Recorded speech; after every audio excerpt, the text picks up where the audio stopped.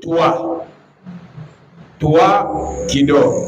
Parce que pour naïe, à mon que bon Nzambe, ils allaient à l'issoukat na bangote.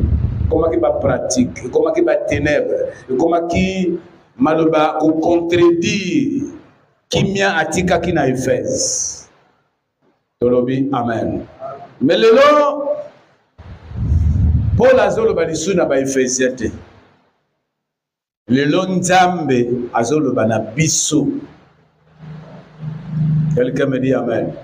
Pour qu'il y ait le long, il s'imposer une sorte de course. Ils courent sans que quelqu'un ne les poursuive. Ils sont derrière leur programme. Donc, comme on a Nzambe est irrélégué, même pas au deuxième plan, mais même au cinquième plan. Donc, Nzambe azali susu da esika kati na mabota lelote. Na ba programme na batote. Déjà, le fait que nous sommes en train de parler de Jésus ou de Dieu, les passants, vont se moquer de l'Église. Ce n'est pas parce que Dieu n'existe pas, non. Parce qu'ils pensent que c'est un perdant. Pourquoi? Parce qu'ils sont en train de dormir, de vivre dans les ténèbres. Ils mènent une vie de ténèbres. Ils dorment sans le savoir. Parce que ce qu'on dit moto abandiko yinanzambe abandiko ya la réticent kokeba na makambo na nzambe, ça veut dire que aza lokola bato Éphèse aza kolala.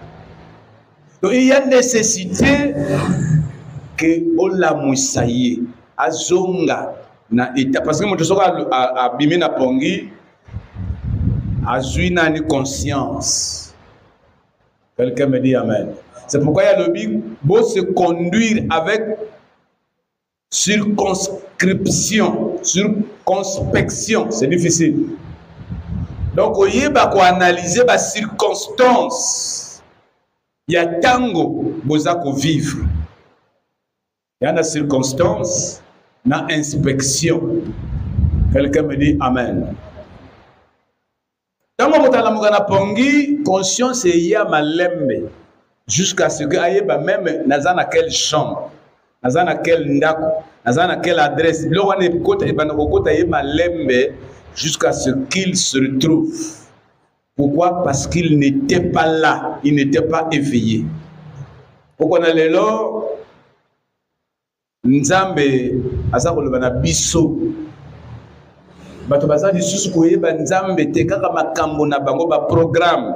Ba bosali que programme yo za ko sala. Parce que Nzambe akeli yo d'abord. Parce que Nzambe apesi yo pema par la suite. Mais bato baza plus préoccupé na makambo na bango. Et c'est pourquoi les gens sont plongés dans les ténèbres. C'est pourquoi les gens dorment. So ozana bato ba programme na bango ya motu ya kaka avantage na bango, c'est des gens qui dorment sans le savoir. C'est pourquoi Nzamba zoloba na biso, réveille-toi de ces choses-là. Tango baloba non réveille-toi, c'est que si ka oza eza mabe, c'est que position oza ko mener vie, oza ko mener eza mabe. Maintenant, qu'est-ce qui montre que quelqu'un est dans le sommeil? Parce que tango baloba na yo réveille-toi, c'est que tu n'étais pas en éveil, tu dormais.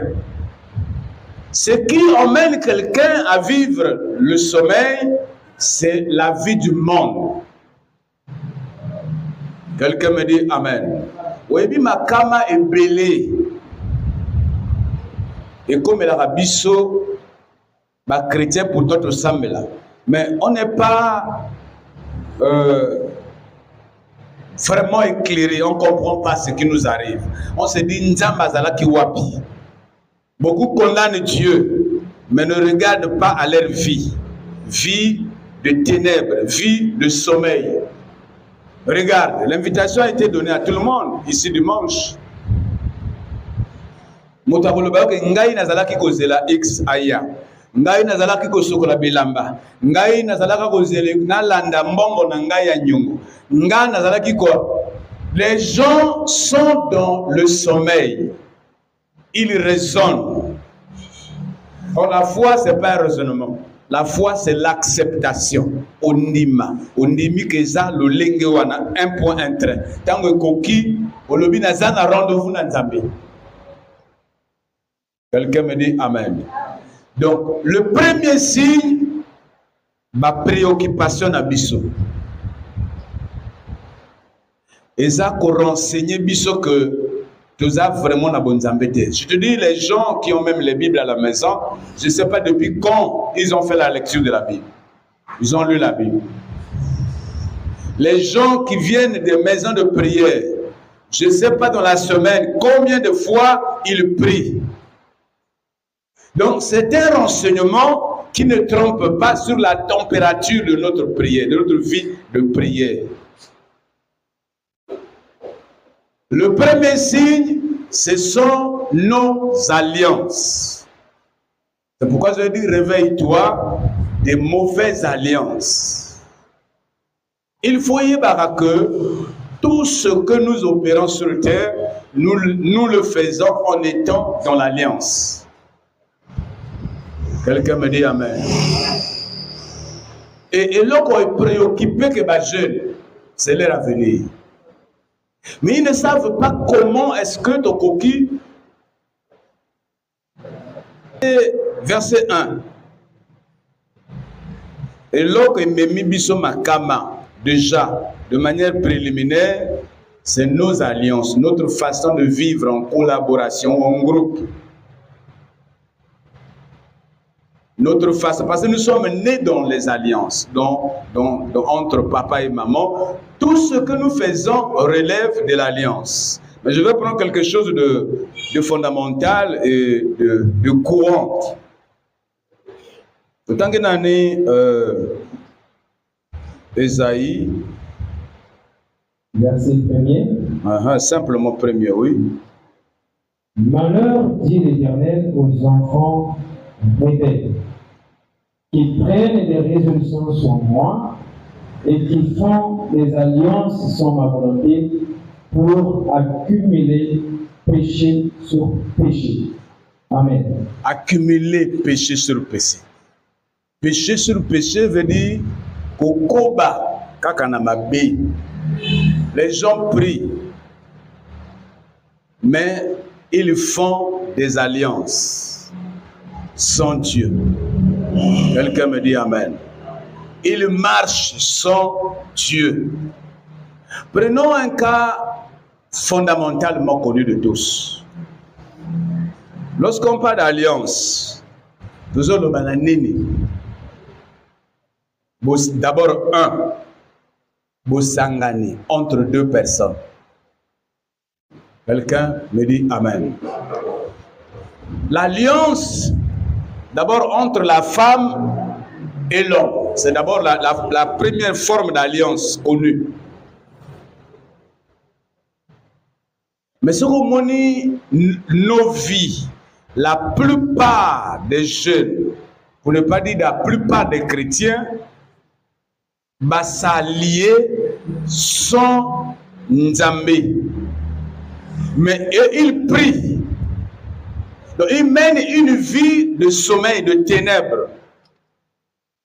Donc, on va compter le nombre de jours où on va prier. Ils disent ça ne marche pas. Mais ils ne voient pas le statut de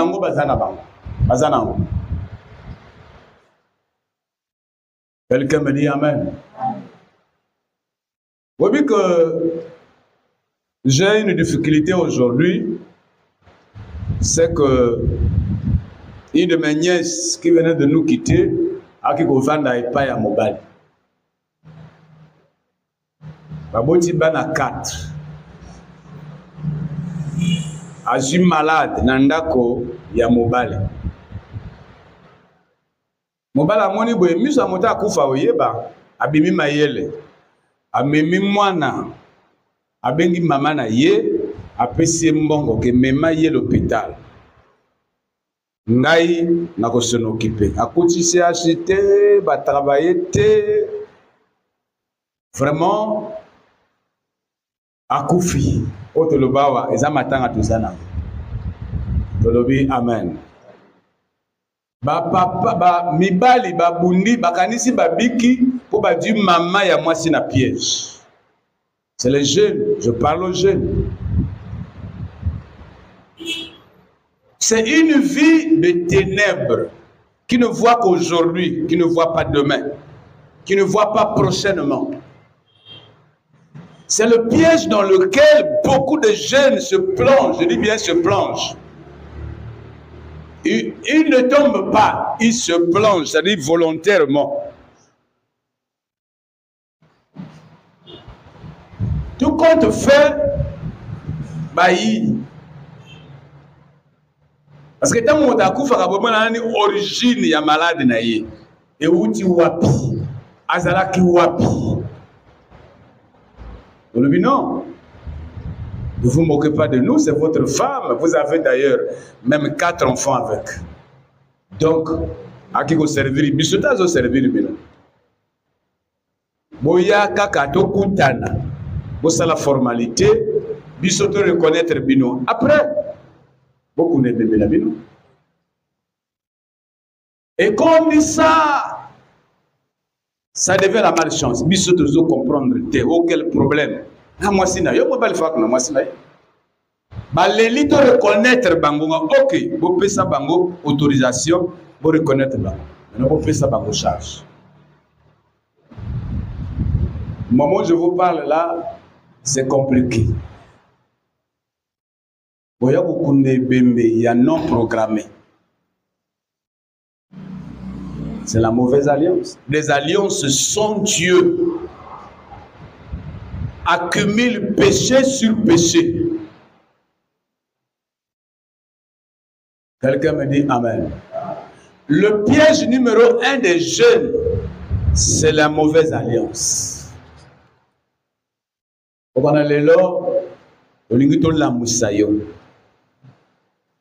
Quelqu'un me dit amen. Moi, j'aime pas les gens. Tant que le français a pas miqué. Mais si vous avez français, il faut que vous ayez un français, maman, la qui s'est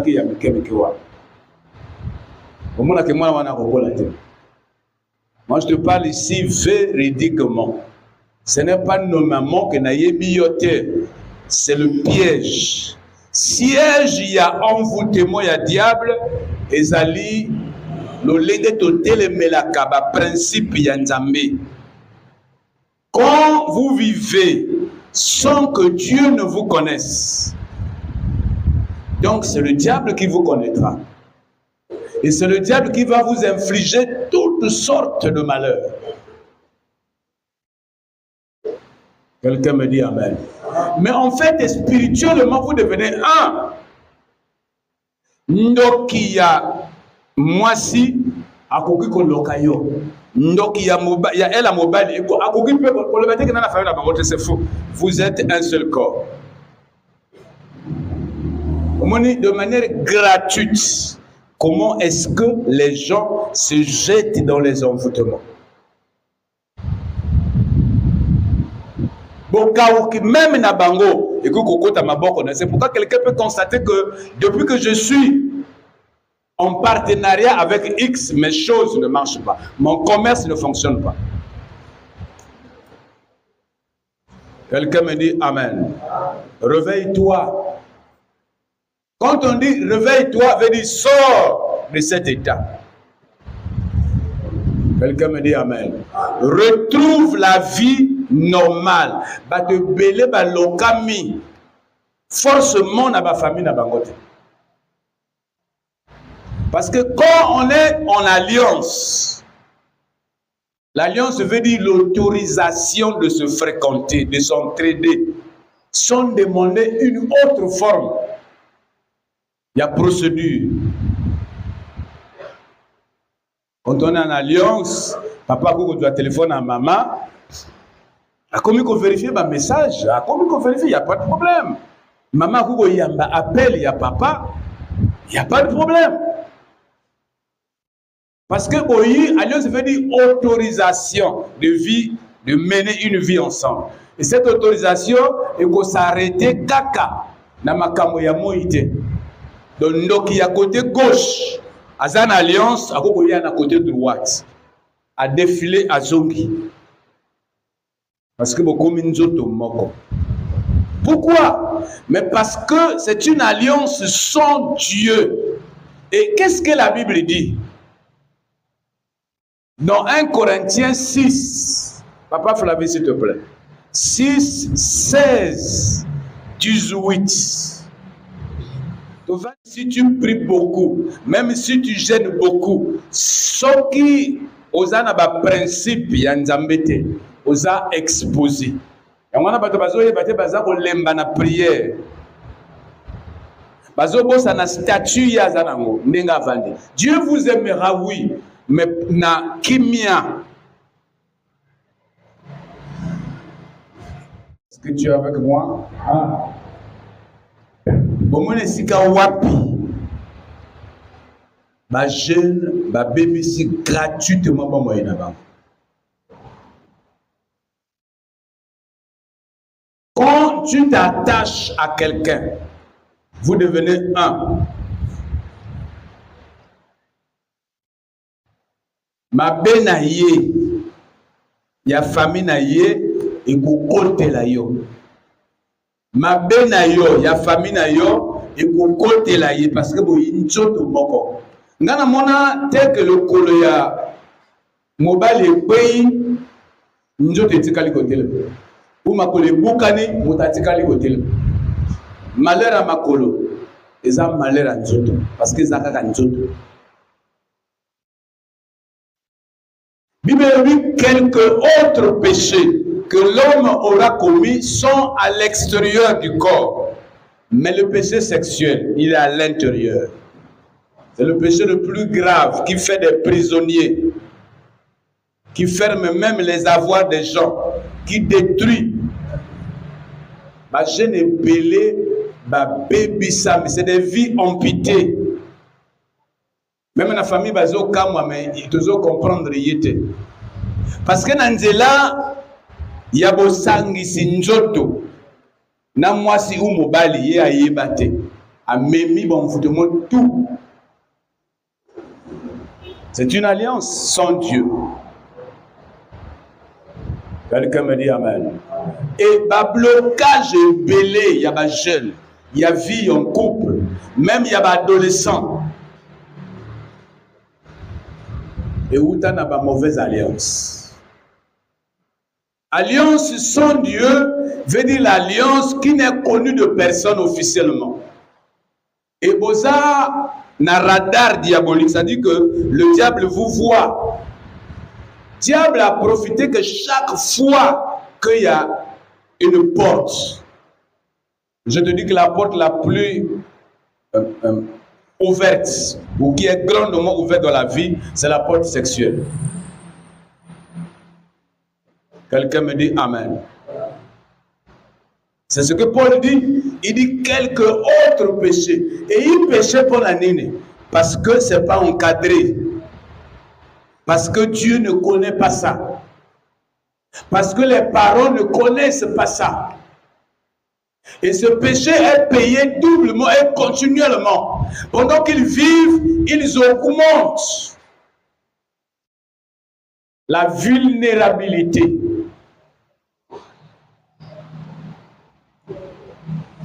C'est le drame des jeunes. Malheureusement, beaucoup sont en couple comme ça, sans légitimité. Parents moko a évité, parce que c'est cafouillé même. Mais il prie tous les jours. Il faut que tu makamati batien en Zambie. Ou au pasteur.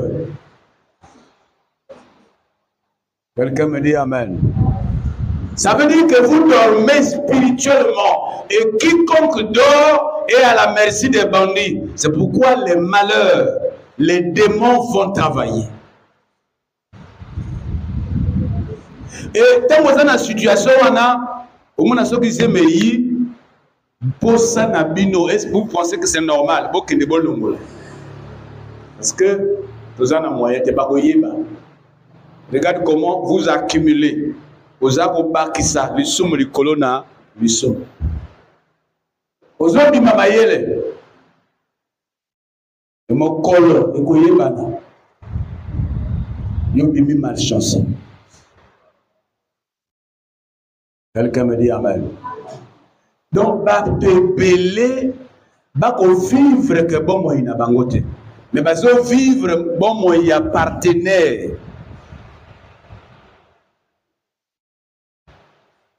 Au moins, ceux qui le bon ils sont malades, ou lui, ils sont malades, le bon ils sont libres, ou ils sont sur la kimiate. Malheur tout ayaka. Atala, Asalabu, Atala, Abaka. Ce que ma part de bimia, il y a chaque fois. Parce que souffrance, il y a mokona, et ça souffrance. Donc, une alliance non légitime est source de malheur. Ça va vous endormir. Vous pensez que il y a un bateau qui passe les ans normal, non, la famille n'a bisso, il y a des familles comme ça qui n'officialisent jamais leurs relations, leurs alliances. Quelqu'un me dit Amen. Donc, il y a un départ, il y a battu belé et il y a un compromis. Qui y a un battu belé et comme un compromis. Les gens cherchent ailleurs. On va na kimia boye, on compte tout le monde là. Pas si il y a là qui met pas la famille. Et il y a nini nanzela. Ya moninga beaucoup tani na yi. On l'a tiré parce que vous êtes un.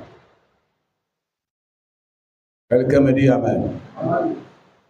Ça c'est la première source. Les jeunes pensent qu'ils sont en retard. Les jeunes pensent que ceux qui m'ont accueilli 25 ans, 20 ans, Ayebi Mibalite, on dira Zamoti. Ayebi Basite, on dira Zamoti. On dira Zan normalité. Le mieux, c'est faire la pagaille.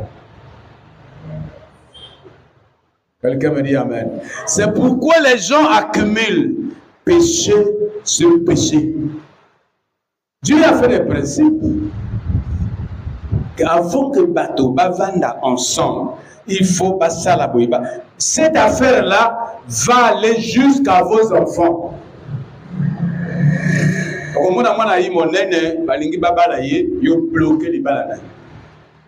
Parce que toi, tu n'as jamais reconnu sa mère.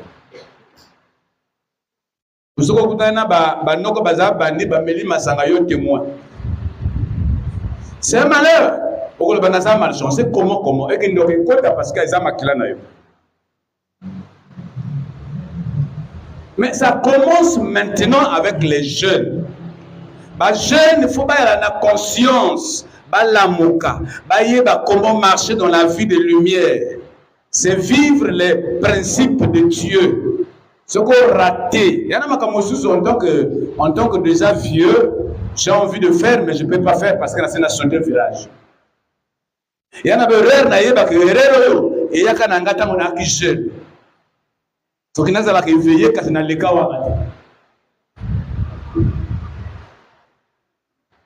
C'est maintenant ou jamais. C'est pourquoi Paul dit réveille-toi. Ce que vous voyez, quand même arrêt. Vous faites du double, mais ok, tu pointes noir. Au moins un au point noir. Double bien, le sommeil. C'est une période de la mauvaise vie. Les jeunes ne veulent pas se réveiller, mais ils prient. Donc, ils ont prié. On va dire un peu de boyer, aux autres au nom de Jésus, mais ils ont la musique. Ça ne se passe pas la prière. Tu es avec moi? Dans le bayoli kamba bien, réveille-toi. Oko samate, réveille-toi. Parce que na pongi bato bakosa maka omona okutana ennemi na yo aibia apese eloko yo suppose na pongi omona moto azwi elonga mobali ya mwasi na yo abandi obima na suppose na pongi ntango olamuka ozolekete parce que ozongi ntango moto alamukaka amonaka erreur na ye nga nalingi yo lamuka réveille-toi toi qui dors tala nzela otambolaka tu as accusé que Satan, mais Satan a contrôlé que ma faille. Et a comme autorisé à frapper. Nous avons reproché, il était. Son travail, c'est frapper. La Bible dit le salaire du péché. Son travail, c'est frapper quand il y a la possibilité à mon faille à frapper. Donc, les mauvaises alliances dans lesquelles les enfants de Dieu s'embarquent ou se mettent, et ça source ya liboso. Pour bébé nana ba parents yangoana. Parce que parents le que tu es capable, occupe-toi. Ennemi Kodi. Vieilli invivable. L'école est baby. Quelqu'un me dit Amen. Les gens ne veulent pas parler de ça, mais ils prient, ils ne se corrigent pas. Après une erreur, la deuxième erreur arrive. Quelqu'un me dit Amen. Les alliances sont Dieu. Nous avons besoin de la bâton. On est dans le bien à Kanangai, ma nièce. Et ils parlent quand même. Ils ont le culot de rejeter. Mais Mobi Manengeni. Amwasi Nabino, Nana Kundaka Mwasi, Balinaye. C'est tout le problème. Ce n'était pas encadré. Donc, pas si moi, le Bakingala malchanceux, c'est toi qui as fait ça. La mauvaise alliance. C'est pas protégé. Donc, tant que le diable a décidé que l'on a un côté à Ndako Yentel, à côté à 100 merci sans retenue. Parce que déjà, tu auras du mal à réunir les gens pour venir te secourir.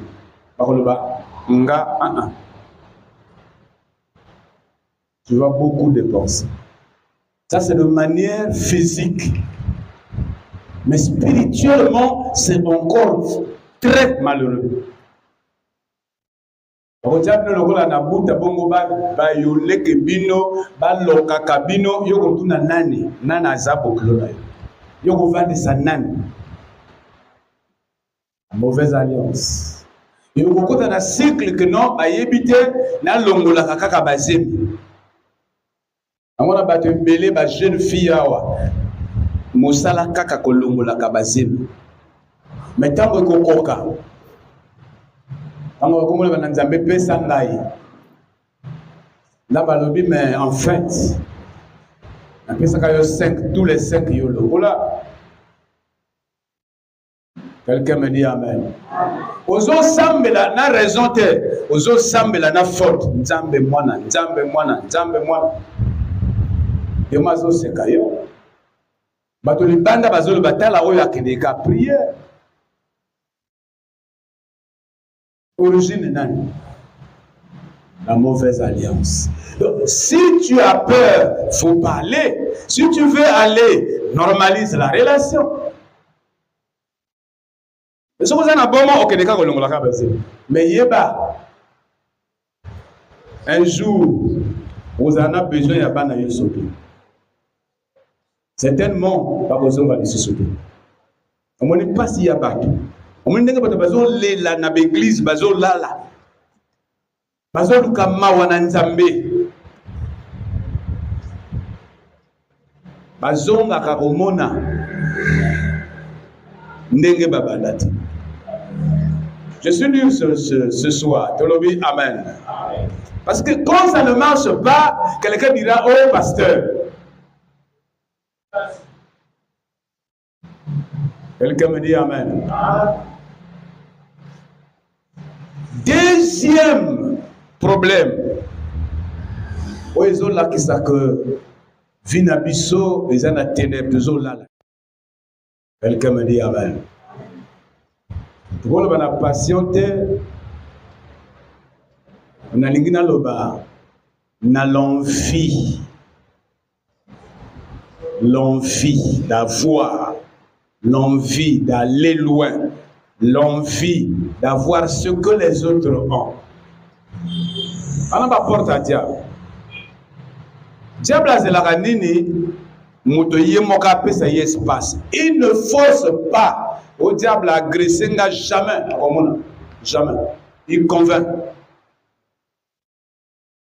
Ok, nanganga yo moko kuluka. Kutia singa na loket. Apesi yo pomo. Ok, nanganga yo moko atio manjoloka kotisi ma repère. Ok, yo moko. Diable landa kaka nzela yo moko lekinango. Ya bandi ko futisa yo. Te belé comme ça, parce qu'on a ma vie endommagée. Quand on a un rapport, ça peut, tu garderas ces traces, même dans mon côté animal. Zana ba maman mosusu, alobano que natika ye kala, mais na comprendre te, na zo mona kaka image na ye. Yana ba papa mosusu la même chose. Les traces sont restées là. C'était une mauvaise relation. Donc, Nzamazoloba, la mouka veut dire sort de ce comportement mauvais qui n'honore pas Dieu. Avantage à l'ibosser ça y yomoko. Quelqu'un me dit Amen. Les jeunes pensent qu'ils peuvent faire seuls. Ils peuvent aller seuls. Ils peuvent gérer seuls. Ils peuvent vivre seuls. Donc, l'enfant prodigue, c'est ce qu'il se disait, il est allé, il n'a pas pu le revenir. À mon avis, on a qui dans les autres. Bible lobby, Nakati Ecclésiaste 12, 1 kaka. Papa Tangango. Vous voyez que nous sommes aux sala. Même aux amaye le lelo. Même aux obima, ceux qui dribblèrent y a vie. Ça te tombera dessus.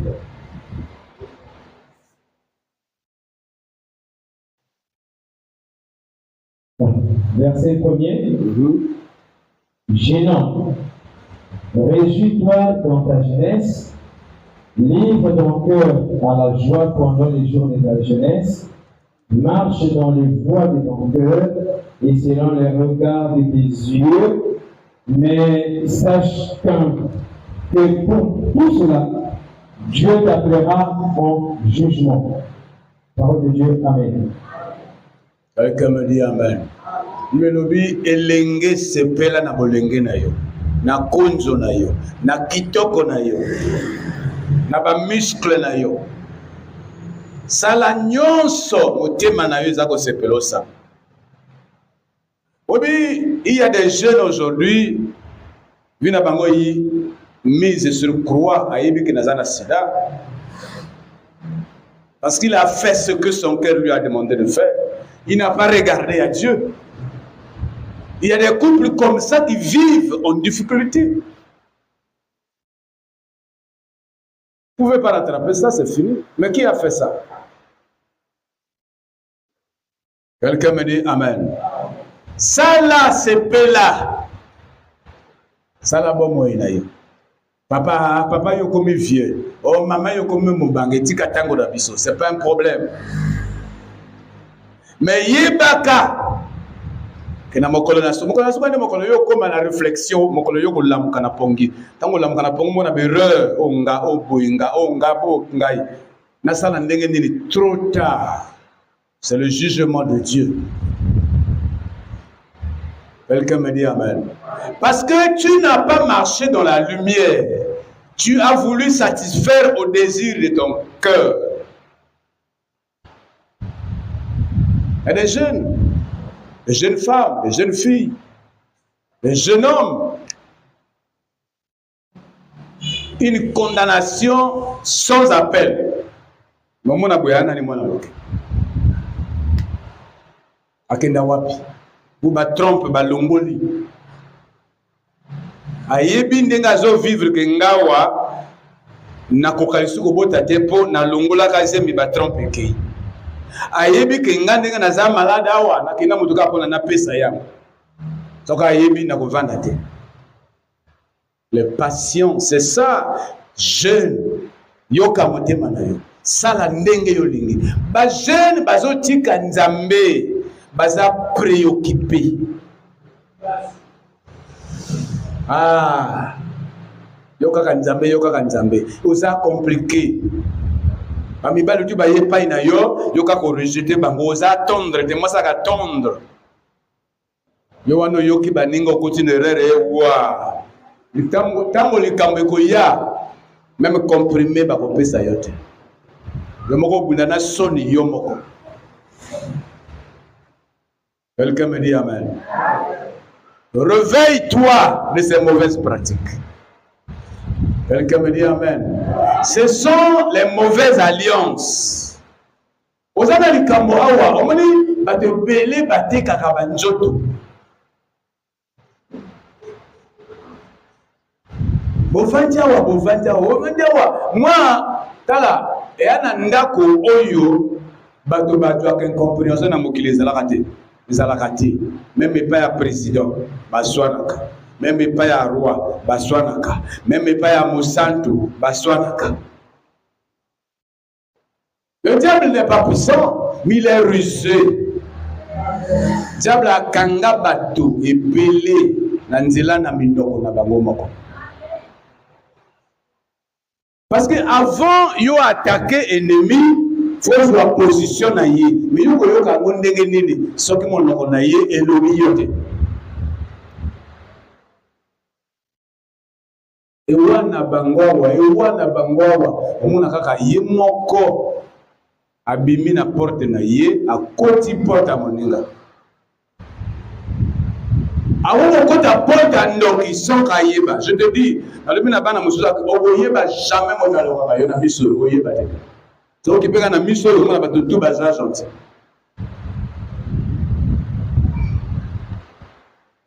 Na miso to kondani ka moto akanga elongi on ye fa ya la maison non, c'est pas lui.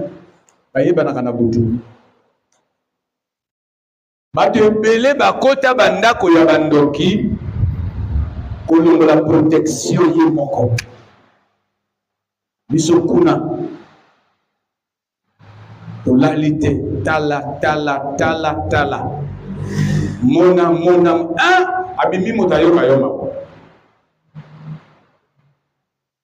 Quelqu'un me dit amen. Donc, bimba na yo. Nengo tambola. Nengo liaka. Uzana maboko ya kindoki. Njela nana pesa monoko na yo. La mort et la vie sont au pouvoir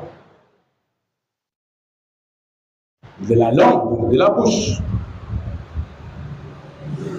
Yebaka makambo oyokoki kokende koloba. Ne donne même pas ton inspiration à un ami.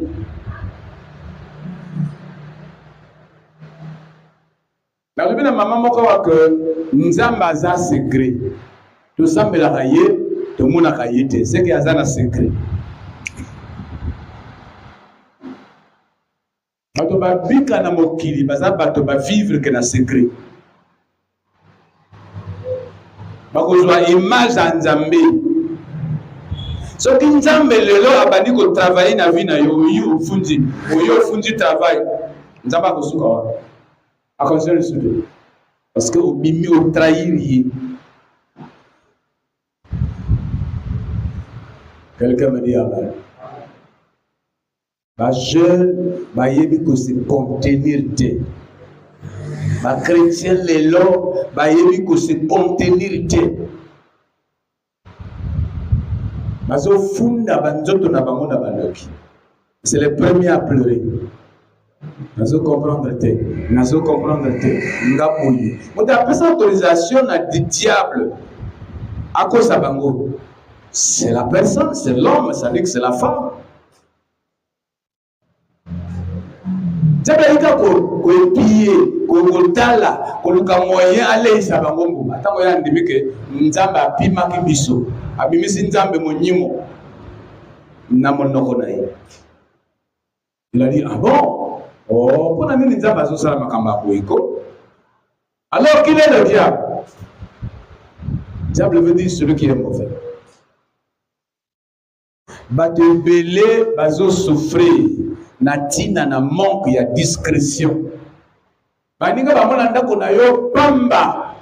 Même ozana ba muscle, même obala za ndenge nini, même asala ka wapi. Dès que ba yebi kata ndako na bino. C'est fini. Depuis que mon organisation protection. Dans la nzamba sali yango, ati mampango double mampango. Ati mbebo, ati mino ba garde corps. Yo kasi mino salami ka pona olia. On a ko protéger le lemo. Mais bato bazo rompre ba principe. On a ka awa cha cha cha charala. Ako mona chiche. Quelqu'un me dit amen. C'est la voie de l'égarement. Réveille-toi de ces principes. Uzoka kola vina yo ya mobali ya mwasi via bana na yo vi mobimba ya ndako famille mobimba uzoka kola okoyeba jamais motaloka kayo jamais même on n'y va bien. Tu ne peux pas savoir. Tu ne peux pas savoir qu'il est modernisé. C'est l'affaire de tout le monde. Partout, même dans les églises, même dans les quartiers. Ne vous confiez pas aux hommes. Ça dit tout. Yo mona moto azane medecete yo yakanda ko na ye ozo se plaindre mon Congo ozo se plaindre de tout le bon il y a ko pesa yo même pas aspirine ya yebi ngawa na lalité kingo yo sala bo amen pas la vix mais pas na yo ya za médecin na yo aza pasteur na yo est-ce yo mo yeba nana sala ka yo makambo wa D'abord, pesa kama kumbo ipaba bando chola. Akomona, akoyoka. Kosakana na mota mabete. Opesa kama bonjour kutaka kama ya o sentir. Amuna monoko. Elongola ka valeur a moto. Monoko. Oeza na sécurité et kakula ka moto. Même on a ba super na miso na bango bamona kama mabali. Quelqu'un me dit amen. Donc, et là-bas, on n'a pas osé regretter. Oh, il n'y a pas osé wango. Même aux gens bon moment, on a la tinate. Mon noko. C'est le grand défaut des personnes. Quelqu'un me dit amen. Diable a ma casité. Mais Atika Karabiso Moto s'est lancé. De créer Bantela. Parce qu'on aura moto, les arbres mûrs.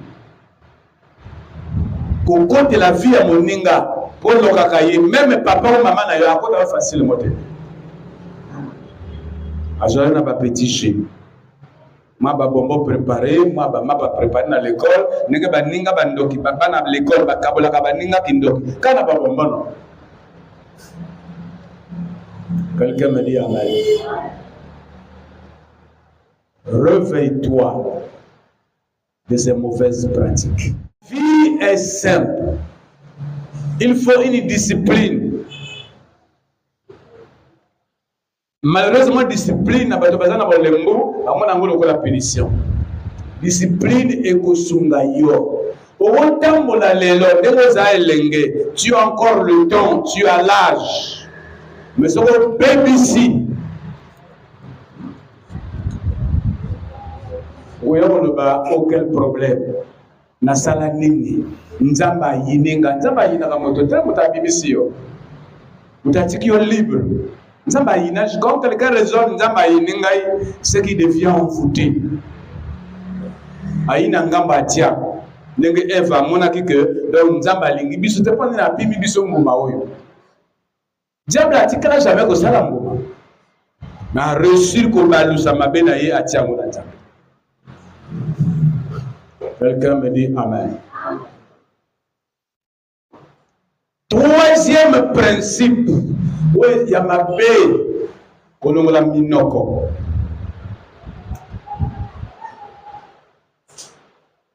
Quelqu'un me dit amen. Comment dit vie à l'élo, bato tout, même sans mérite, bato tout balingi ba réussir ba comme un bon, bato tout azo rêver kaka mbongo. C'est bien, faut rêver grand. Mais il y a un moyen par lequel tu peux exceller. Il y a un moyen par lequel tu peux avoir beaucoup d'argent. Il y a un moyen par lequel tu peux stabiliser ta maison. Il y a des moyens. Il y a des possibilités. Il y en a un protocole déjà salama. Mais les chrétiens, ils ont besoin d'un protocole. Donc, on a besoin de banganga, ba consultation.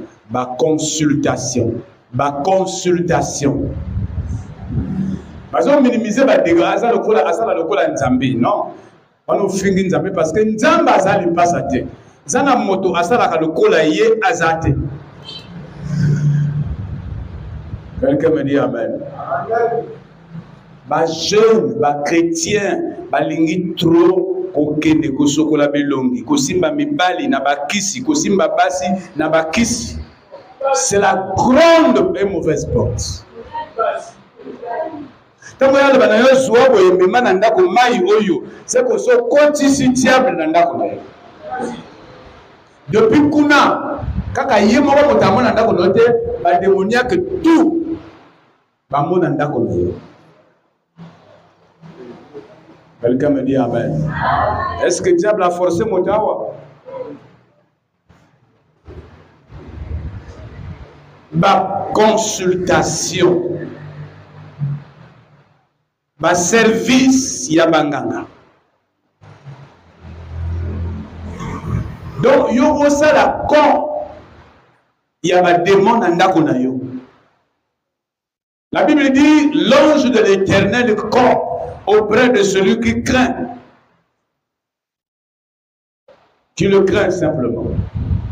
Ozo sala ba principe ya Nzambe, ozo sala o Nzamba zo luka, oza na discipline na vie na yo chrétien, ba onge Nzambe ba ko luka même ato sambelité. Kaka etamboli na yo ozo benga bango. À l'inverse, mota visiter ke banganga sans effort. Nasima na milangi bapesaka yo, nasima ya soki nini bapesaka yo, mafuta bapesaka yo, ozo yango na ndako. Donc ba démon, ba serviteur à diable tout, akozala kaka na ndako. Wapi moyen sala ndoto malamu, wapi moyen mbongo na yo evanda bien, wapi moyen ele kasanda sans que moi na umuta bela. Mais parce que ta maison, c'est la caserne des démons. Pas si n'a pas de belé et yaka pona posa na yeba. Est-ce que yeba ki mokolo yaka ki na mokili? Est-ce que yeba ki ke intel X akokufa? Likambo soka ezui biso Nzambe azaka alo bisaka me moto. Kaka boye alo bakate abano le makambo. Même dans l'église, quelqu'un qui n'a jamais fait de vision peut faire des visions pour toi. Pour nani bana Nzambe ba s'inquiéter que azana bomo ya lobi, c'est comme si il peut faire quelque chose pour son demain. La preuve en est que tu veux vendre beaucoup, tu ne vends jamais beaucoup. Tu veux économiser beaucoup, tu n'as jamais réussi à économiser. Tu veux avoir une bonne ou un bon mari, tu ne l'as jamais eu. Au contraire, c'est que tu es incapable de t'apporter la solution. Pourquoi les gens s'efforcent de donner les solutions à leurs propres problèmes? C'est là où commencent les difficultés. Quelqu'un me dit Amen. Banganga, magicien. C'est là où Batikayo, on a un point, c'est-à-dire que contact nanzoto. Et chaque fois, des mois, il a visité. Visite à des mois, veut dire la maladie, le malheur. Parce qu'il visite toujours avec quelque chose. Quand le diable s'est séparé de Dieu, Bibelobi, Job Abebaki, visite à diable, et tu as toujours trace. Ou malade, ou passe. Quelqu'un me dit Amen. Cessez d'aller consulter. Vous ne pouvez même pas changer votre vie. Pourquoi vous en préoccupez? Vous vous battez pour créer baloba. Nasala ndenge nini? Tala batte belé, oyaka na malade mon cœur et comme belé coli. Chaque nganga azoti a dose na ye. Azoti a griffe na ye. Quelqu'un me dit Amen. Amen. C'est le malheur. Le grand malheur. Les chrétiens, balingi trop bonganga. Balingi trop consulter. Et bazo pesa nzoto raison que nzamba yebi. Nzamba comme na Bible que na yebi songo que ne pas nganga. Na yebi que ndako mineloko. Yo Bible yo mina kawata. Yo mo que ne pas nganga yebi que ndako luka solution spirituelle. Donc ce que tu prends là, c'est spirituel. Et que na wapi eza wapi. Omoni barrage. Omoni problème na yo. L'air mosusu monta lokola atika yo kala. Okomo bela na baboko ya banga ekomi makamba banganga.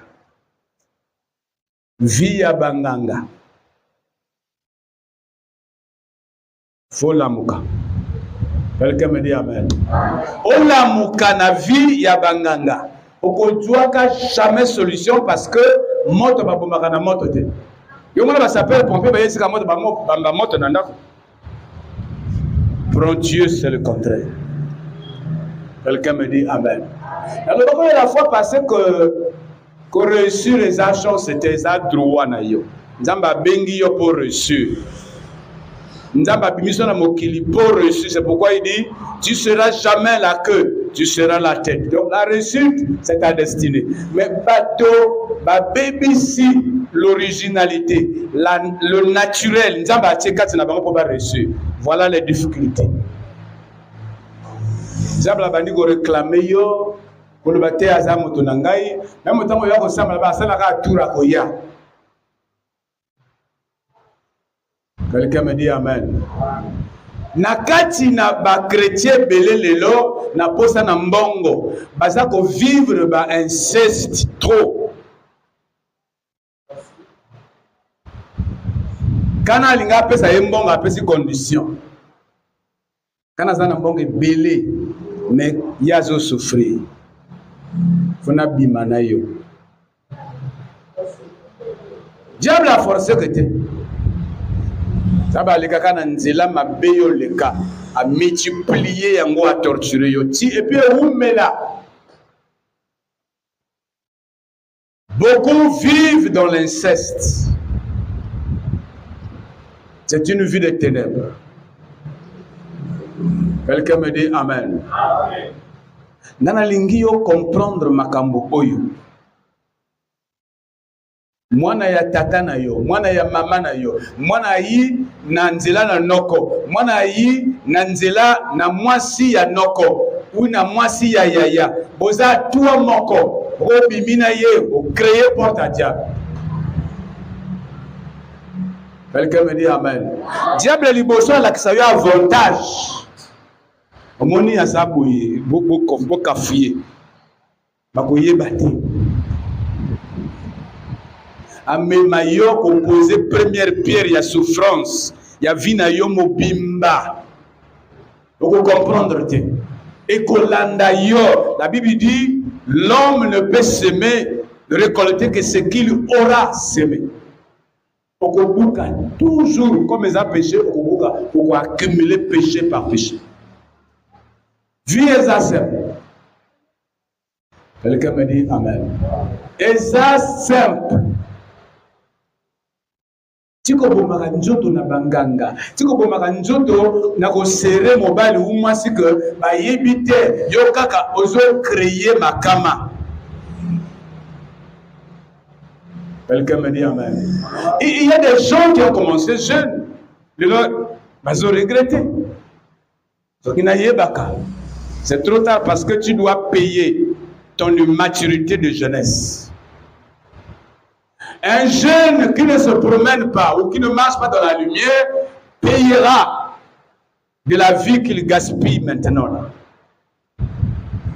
Akokanisa eza kindoki non ndoka koya obongisi esika na yekoya amoya facile. Quand il y a l'inceste dans la famille, vous avez ouvert une porte. Quelqu'un me dit Amen. Beaucoup soit les morts surprises. Pour comprendre la moto. Paul ici là, c'est toi qui dois parler de ça. Quelqu'un me dit Amen. C'est le chemin. Vous savez, la maïre nasima, tata moi ça que to profiter. Bobi ma maïre, c'est-à-dire que diable appelle ça bino le tombe bombani. Tango ko pété na tango ko comme adolescent. Oluka boyo jwali sur moi naté. L'inceste est comme ça bateau be combat. Quelqu'un me dit Amen. Parce que ces choses-là arrivent à la jeunesse. Et qu'on peut ça, même yo qui célibataire à vie, l'inceste que vous voyez là. Parce que le démon va rentrer, va dire voilà, c'est maintenant ma position. Je peux maintenant frapper ici.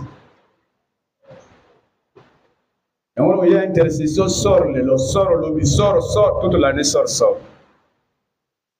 Quelqu'un me dit Amen. Alors, parce que il se dit qu'il est autorisé à commander la vie de cette personne. Parce que Bango Babenga Kayi.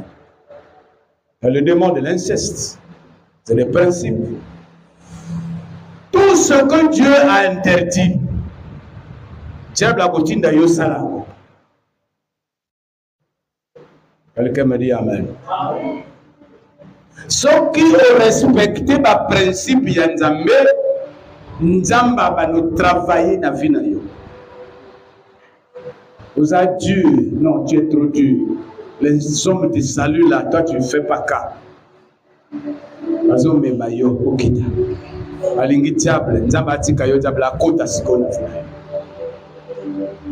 C'est pas de cette façon qu'il faut parler aux hommes. Même s'ils te maltraitent, ce sont les hommes. Quelqu'un me dit Amen. Tu es toujours avec cette femme, tu es toujours avec cet homme. Essaie d'aller te distraire. La voix du diable. Il crée le passage. Asali yo pe salaye. Okozanga kimia na famille wana. Okoluka bo rappeler ndenge bolingana ki et comme ba souvenir ya livre et pasuka. Voilà le problème des chrétiens. Les noms zamba yindengai. Faut être faux pour le dire. Dieu ne m'aime pas. Je fais ça et pourtant je prie beaucoup. Et pour tu pries beaucoup mais tu vis dans l'inceste. Tu pries beaucoup mais tu vis dans une alliance non encadrée. Tu pries beaucoup mais chaque Dieu me goya c'est une grâce pour arracher Kango. Bible lobi elenge sepela na vie na yo. Nzamba pekisi moto a sepela te. Dieu c'est la joie. Quelqu'un me dit Amen.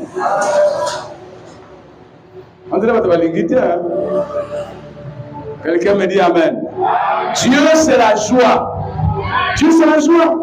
Il ne peut pas t'interdire. Alors, c'est là. Et l'engagement, c'est là. Na konzo na pesio. Na beauté na pesio. Na ngomo na pesio. Na koyeba makambo na pesio. C'est là. Benga bato balanda yo nango. Mais yebaka. Kena suka. Yoko futa. Bilenga ebele bazali awa. Bazole la que vraiment papa na yebite na komona VH ezali kaka. Est-ce que ba kolera mo? Tu marchais dans les ténèbres. Tu voulais avoir beaucoup d'argent en même temps. Quelqu'un me dit Amen. Beaucoup sont empoisonnés. Parfois, ils ne savent pas. Beaucoup ont gaspillé leur vie. Ils se sont accouplés comme ils ont voulu. Les démons arrivent toujours. Tant que les parents misala nzamba inaka. Alors ba kenda ko jwa sous-vêtement ya un tel oyangana. Omene ngo bomba na pona ko jwa ngo c'est que les autorisés. Quelqu'un me dit Amen. Joie Gillette kata makila. Le sang est sacré. On ne peut pas verser son sang. Quel que soit ici. Quand on lingane belé tombe la makila, c'est diabolique. Je n'ai pas besoin de ça l'erreur. Tant qu'on va coller, va y bloquer parce que ça se paye. C'est remboursable. Négociation, l'amour canapé. Quelqu'un me dit Amen. Quand il s'en zambe na fina yo.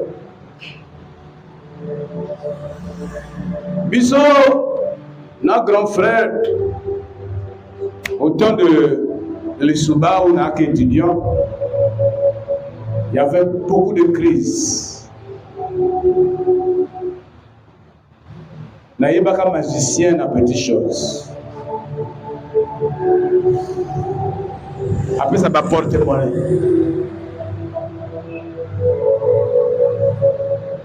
Dans le binaïe, une année sans payer la maison. Donc comment on vend un portail kokanga bazoki batesene bazoya tout à la bangona c'est à portail. Tu vends la kokanga avo motapeta kokoko avo fungola okete na serrure SN au bombani modalo baté vous savez ka baninga boy. Frère, tout ce que tu fais de mauvais tu payeras. La jeunesse c'est bien mais tu payeras. Conduis-toi bien. Kopalangana na forme na yote, na nouveau na yote, na bozu na yote, tango kosema, oko se rappeler. Malamu déjà yeba, ndenge ko jela.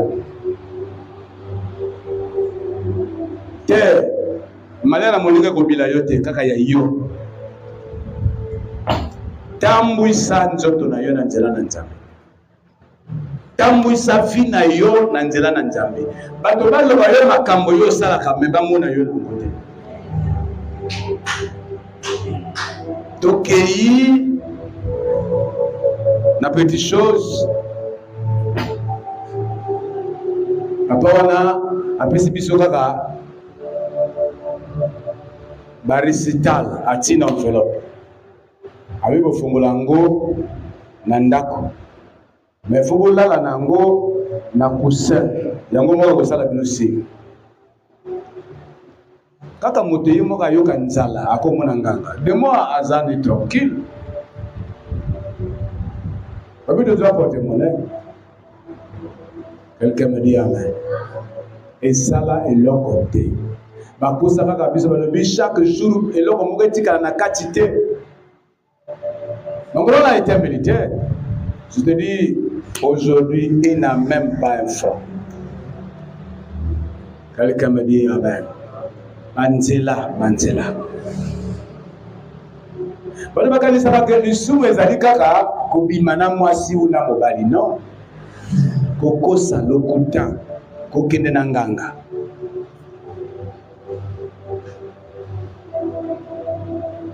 C'est une vie des ténèbres. C'est pourquoi Nzambalobi, réveille-toi. Parce que, oyebite aux anapongi. Vie à prière les athées. Parce que, aïe dessus, à tekimabe. Aïe dessus, bakate mangala na mobile ou na mwasi. Allah lui sans prière. C'est le diable qui crée les circonstances pour assoyer. Parce que tant qu'on va asseoir la wala, au nom de Jésus, et l'ongoué nandako. Quand tu as une femme qui te querelle chaque fois, quand un mari qui te querelle chaque fois, fais attention. C'est le message du diable. Tu ne pourras plus t'agenouiller. Tu voudras maintenant le prouver. Allah qui sait que Nazana ko obimi na prière. Même la minute bobanga minute. Obimi na prière. C'est le diable qui fait ça, qui te pousse, lui pousse. Nzamba lobina diable que tu m'incites. Le diable ne fait qu'inciter quelqu'un à faire quelque chose. Non. Réveille-toi. Quelqu'un me dit amen. Réveille-toi, jeune. Réveille-toi, mon frère, ma soeur. Toi qui me suis, toi qui me vois.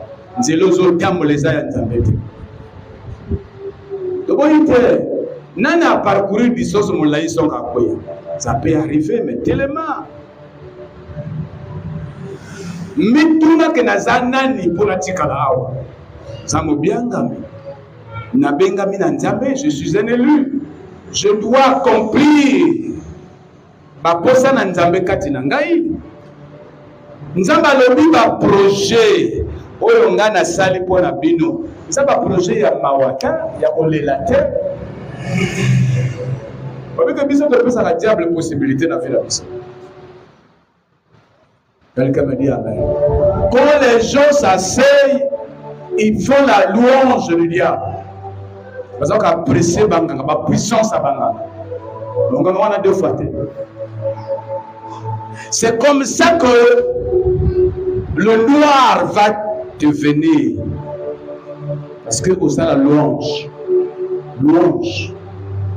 Le Bamakamba bien yanganga. Pour bien d'ailleurs, c'est ce que les chrétiens connaissent. Pour atteindre le monde dans Nzambé, dans la Bible, quand tu résurrection, il y a Lazare et Zamoké.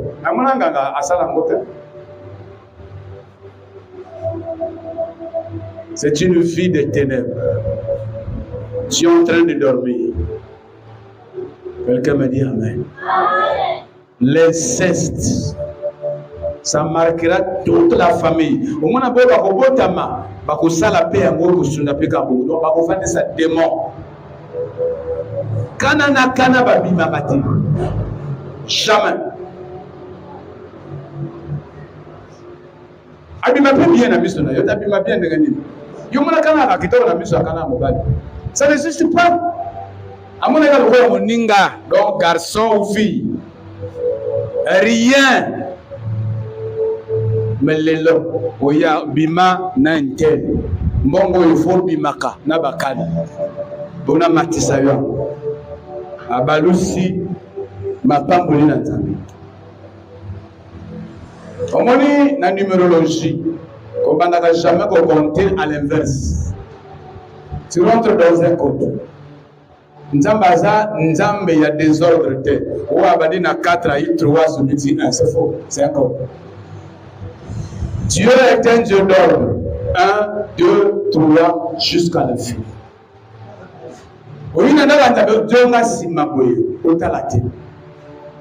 Il change les méthodes. Pour qu'on ait l'or,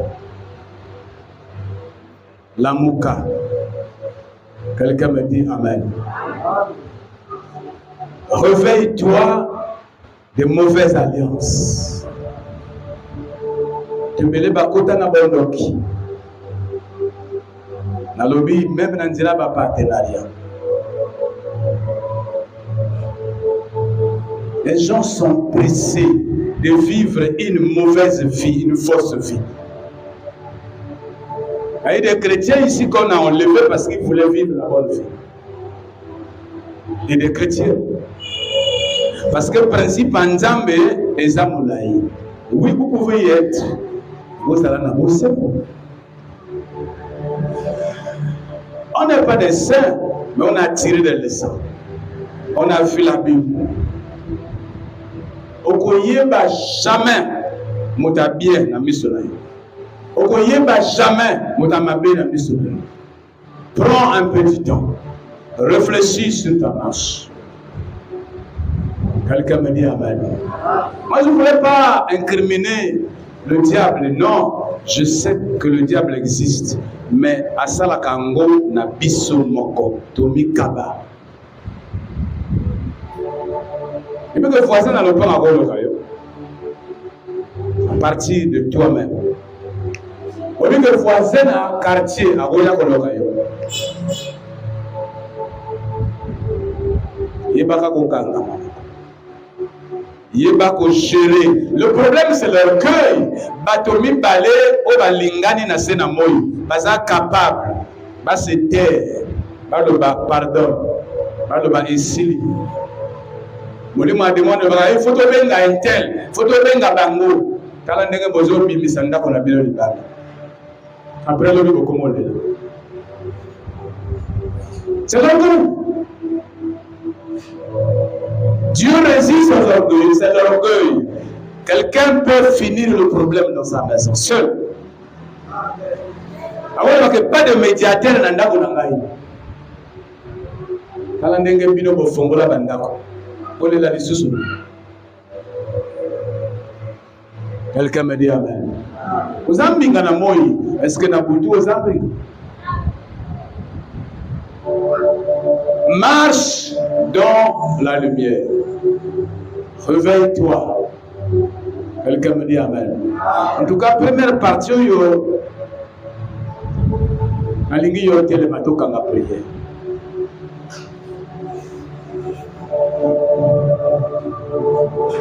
Bagolo banangana mbakwa.